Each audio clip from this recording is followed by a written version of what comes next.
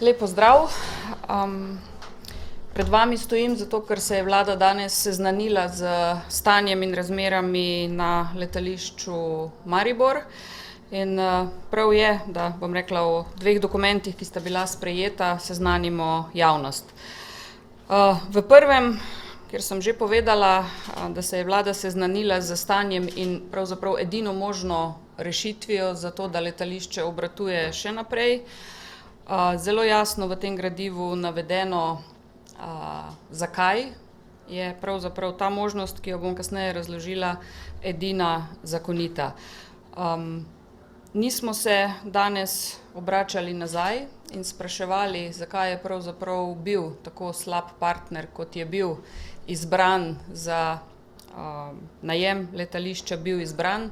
Podpisal je 15-letno pogodbo z možnostjo 5-letnega podaljšanja, pa to pogodbo prej kot v 2 letih prekinil, z dodatnim predlogom, da če je on zdaj, če je to podjetje, ta partner državi zdaj plačeval približno 100 000 evrov na mesec, ima podjetje Aerodrom Maribor željo, da od zdaj naprej pa država njim oziroma temu podjetju plačuje za to, da letališče Maribor upravljajo. To je seveda nezakonito in za nas tudi zato nesprejemljivo. Se pravi, edina zakonita možnost, da letališče Maribor obratuje tudi po 15. juliju, je, da to prevzame država oziroma da smo našli podjetje, ki je v 100% lasti države in ki po tako imenovanem in-house razmerju lahko to prevzame brez razpisa. Razpis, vkolikor bi se odločili, da iščemo nekoga na trgu, bi seveda moral biti razpis, ampak ker smo rokovno in časovno omejeni, je ta razpis praktično nemogoče izpeljati in še zelo negotov je izid. 15. julija se pa najemno razmerje na željo podjetja Aerodrom Maribor zaključuje. Želim poudariti, da je to kratkoročna rešitev, da država vsekakor na dolgi rok nima namena s tem letališčem upravljati. Takoj, ko rešimo ta kratkoročen problem, bomo na našem ministrstvu začeli z iskanjem dolgoročne rešitve, ali je to koncesija oziroma koncesijsko razmerje, ali je to mogoče prodaja letališča. Te dve opciji sta pravzaprav edini, ki sta na mizi, ampak kot rečeno, to je res dolgoročna rešitev. Zelo jasno želim povedati, zakaj pravzaprav smo se odločili, da država na nek način intervenira in vstopi v upravljanje letališča. Prvič zato, ker smo še vedno prepričani, da je letališče v tistem koncu Slovenije neka dodatna razvojna možnost za tisti konec, za Štajersko. In kot drugo, tudi zato, ker nam ob zaprtju letališča grozi kazen s strani Evropske komisije.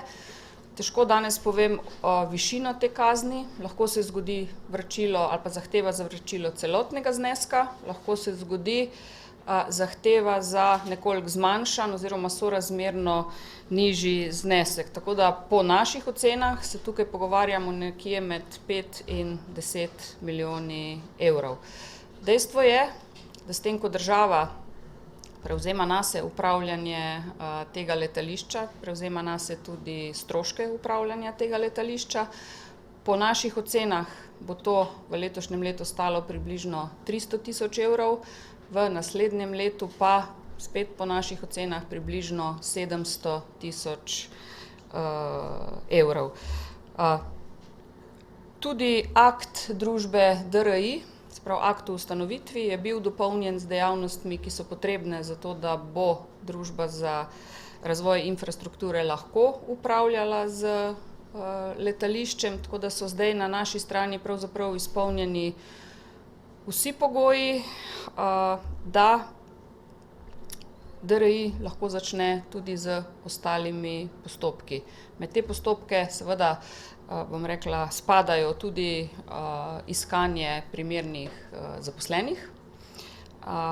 Mi kot ministrstvo smo z zaposlenimi že stopili v stik in jim jasno povedali, da je pravzaprav to, kar danes razlagam in to, kar delamo, edina zakonita možnost, da za nas in tudi zame osebno kakršnakoli, tudi če bi bila za letališče rešitev, pa če ni v skladu z zakonom, zame in za nas to ni rešitev, ki bi jo bili pripravljeni podpreti. Tako da tudi z tega mesta, bom rekla, še enkrat apeliram tudi na zaposlene, da razumejo situacijo, da nismo mi tisti, ki smo letališče pripeljali v takšno stanje ali pa v to fazo. Jaz vem, da tudi zaposleni niso, ampak samo z roko v roki bomo po 15. juliju lahko zagotovili, da bo letališče odprto še naprej. Mogoče še to, da delamo vse, delamo vsak dan, naredili smo podlage, ampak to še vedno ni zagotovilo, da bo letališče 16. julija odprto. Jaz lahko dam besedo, da res moji sodelavci delajo vsak dan na tem in da se maksimalno trudimo, ampak zakonitost je, bom rekla, prvo načelo, ki ga bomo pri tem spoštovali. Hvala. Mene zadoši to, da nimate. Dejali ste, da dolgoročnih načrtov še nimate, ne? Kaj pa vizija? To ni isto, ne? Kakšno vizijo ima država pri letališču? Jaz nisem rekla, da dolgoročnih načrtov še nimamo, jaz sem rekla, da zdaj tehnično, če lahko tako rečem, najprej rešujemo kratkoročno obratovanje letališča, dolgoročno sta pa po moji oceni možnosti samo dve. Eno je poiskati res nekega resnega partnerja, ki bo imel vizijo, kaj s tem letališčem narediti, in potem seveda spet na razpisu, ker z javnim premoženjem, državnim premoženjem se pač ne upravlja kar tako, ampak z razpisom, poiskati ali koncesionarja nekega dolgoročnega ali če bi se država odločila to letališče prodati, mogoče tudi skozi prodajo poiskati primernega partnerja. Seveda je ta postopek prodaje vezan tudi na državni zbor, kjer je treba spremeniti strategijo upravljanja in tako naprej. Tako da meni osebno se v tem trenutku zdi najbolj realna dolgoročna rešitev poiskati primernega koncesionarja. Pa to pomeni, govorite tukaj o letu 2021, ko se iztečejo ti roki, ko bi morali vračati denar? Ne, mi bomo pravzaprav takoj, ko rešimo to, pristopili tudi k iskanju dolgoročne rešitve oziroma partnerja. Ne bomo čakali do leta 2021. 2021 je tisti mejnik, kjer naj bi, bom rekla, ne bilo treba več vračati evropskih sredstev. 2021 je samo zaradi evropskih sredstev nek mejnik. Kar se pa tiče mogoče pač nadaljnjega sodelovanja s temi istimi partnerji kitajskimi, tu so še kakšne možnosti vidite ali ne? Ja, za njih veljajo, bom rekla, čisto enaki pogoji kot za vse ostale, se pravi razpisi, ponuditi bojo mogli stvari, ampak jaz bi rekla realne, ne? Konec koncev so tudi do te pogodbe prišli na razpisu, oni so tisti, ki so ponudili tako najemnino, zdaj so si pa po manj kot 2 letih premislili. Jaz nisem prepričana, da je to kredibilen partner. Gospa ministrica, imeli boste pa vseeno še vedno stika s temi kitajskimi lastniki, namreč oni so lastniki večine zemljišč, parkirišč, dovozne ceste. Za dovozne ceste imamo vpisano služnost oziroma za vsa zemljišča, ki jih za obratovanje letališča potrebujemo, imamo vpisano služnost. Res je, da je ta služnost odplačna, se pravi ni brezplačna, ampak take pogodbe so podpisovali moji predhodniki, tako da za obratovanje letališča z njimi ne potrebujemo nobenega kontakta. Zdaj seveda mora DRI pridobiti tudi neke certifikat, dovoljenje, torej... Uporabno dovoljenje, da je lahko letališče. A pa je to realno zdaj, torej v mesecu dni, dobro mesecu dni? Imate kakšne podatke? Mi se skupaj z DRI-jem že kar nekaj časa aktivno pripravljamo na to. Jaz sem izpostavila mogoče tisto največjo dilemo, to so zaposleni. Tudi tukaj, tako kot pri Kitajcih, tudi pri zaposlenih, ne bomo pristajali na izsiljevanja, tudi za njih veljajo zakonska določila. Jaz si želim, da če imamo enake ali pa enak cilj, potem bomo z roko v roki zagotovili, da bo lahko DRI do roka ta dovoljenja pridobil. Ja, mogoče... lahko še samo na to, ja.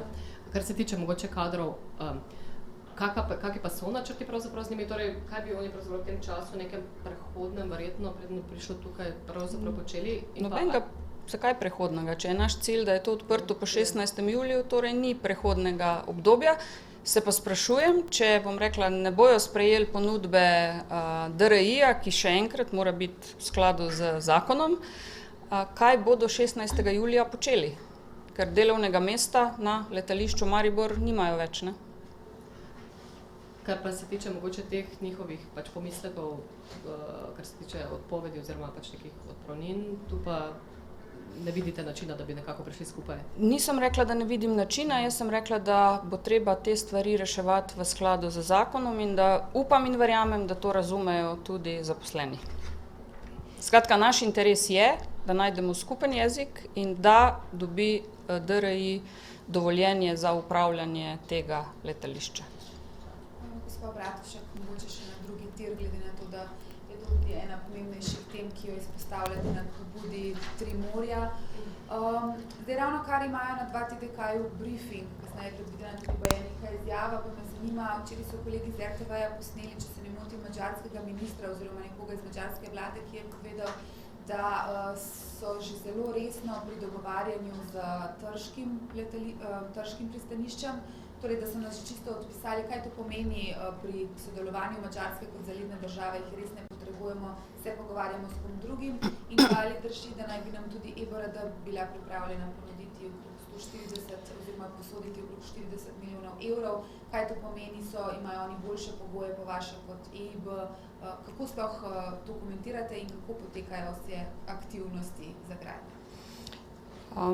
Najprej, kar se tiče madžarskega kolega, sem sedela z njim in on je jasno tudi v kamero povedal, da je Luka Koper njihovo najpomembnejše pristanišče in tako bo tudi ostalo. Povedal je tudi, da se zaveda, da je to najkrajša pot od morja proti Evropi. Tako da mene osebno tukaj stvari ne skrbijo. Edino, kar nas mora skrbeti je, da ne bi te potrebne proge zgradili v rokih, kot jih obljubljamo. Ampak tudi to jaz mislim, da v tem trenutku ni problem, da stvari tečejo tako, kot so zastavljene. Finančna konstrukcija je tako rekoč zaprta. Jaz podrobnosti glede komercialnih posojil ne poznam, ker to pelje podjetje 2TDK. Za nas je bilo nujno, da je do 31. maja konstrukcija bila zaprta, zato da smo dobili sredstva, ki so bila naša, samo pogoje je bilo treba izpolniti, to je teh 109 milijonov, tako da pravzaprav od samega prevzema funkcije ministrice, jaz mislim, da smo ta projekt, ne dali samo v prvo, ampak kar orenk zagnali. In jaz imam zaupanje v podjetje 2TDK, da bo stvari peljalo tako, kot je treba. Kar se tiče EBRD-ja oziroma vseh ostalih partnerjev pri financiranju, pa bodo pogoji, ker to je pomembno za finančno konstrukcijo, tisti, ki bodo izločilni, če lahko po športno uporabim. Ministrica, še ena tema, ki zadeva vladno koalicijo, državni proračun za prihodnji 2 leti. Danes je tudi koalicija o tem razpravljala, v ponedeljek na širšem vrhu. Kako ste zadovoljni s predstavljanjem in kakšne so vaše zahteve? Če smo prav razumeli prej koalicijske partnerje, se bo še nekaj številk spreminjalo v ponedeljek? Danes so bili pred nami samo okviri, tako da, absolutno nič dokončnega. Dejstvo je, da, limit porabe javne je bil sprejet v državnem zboru, to je zaveza za nas vse, tako da jaz o tem razrezu danes seveda ne bi govorila, ker je še kar nekaj časa, da do njega pridemo. Kar pa se tiče stranke SAB, naše zahteve so zapisane v koalicijski pogodbi in jaz verjamem, da kljub temu, da tega nažalost zaradi vseh ostalih koalicijskih partnerjev nismo uresničili že s proračunom za leto 2019, z letom 2020 to bomo. Se pravi, letni dodatek za upokojence bo zapisan v sistemskem zakonu, ne več v zakonu o izvrševanju proračuna in odmerni odstotek se bo z letošnjim letom, odmerni odstotek za izračun pokojnine se bo z letošnjim letom uskladil na 63,5%. To sta naši dve ključni zahtevi že ob lanskem proračunu, pa nismo bili uslišani, tako da jaz upam, da ostali koalicijski partnerji nas bodo pri tem zdaj podprli. Pa imate ta zagotovila? Ja, ta zagotovila zaenkrat imamo. Dokler pa ni konec v državnem zboru, pa se veste, se stvari lahko spreminjajo, ampak jaz verjamem, da se vsi za mizo zavedamo, da koalicijska pogodba pač ni samo črka na papirju, ampak so stvari, ki nas vežejo in če smo to obljubili in mi volivcem nismo veliko obljubljali, zato ker vemo, da je država pač omejena, ampak to, kar smo govorili, to, kar smo obljubili, bomo pa tudi naredili. So že sami omenili vašo stranko, a je mogoče kaj novega v vašem stališču, kar se tiče združevanja strank po dogajanju s SMC-jem in tako naprej? V stranki SAB si želimo, da bi se koalicija v tem trenutku ukvarjala s tem, kaj je treba narediti dobrega za ljudi, da se nehamo ukvarjati sami sabo teden za tednom. Naša stranka je bila na 3 zadnjih volitvah uspešna, bistveno bolj kot nam je kdorkoli napovedal, tako da mi svojih volivcev ne izdajamo, zato bomo zahtevali, da se stvari, ki so nas pripeljale v državni zbor, tudi izpeljejo in to je naša edina prioriteta v tem trenutku.